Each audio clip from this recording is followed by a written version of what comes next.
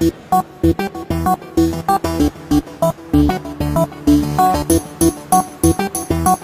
just got here, and of course we headed straight to Sea Ray. More capacity than you've ever seen. Ample room to maneuver without stepping all over your fellow passengers. Seal your lips and kind of breathe in and out. Put your lips on the outside.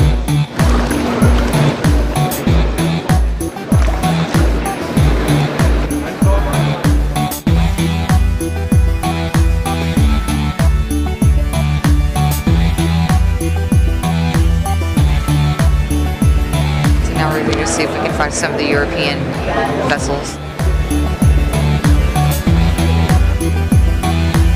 From what we saw yesterday, the crowds and the quality of the people, it seems that this should be the best boat show that we've seen in years.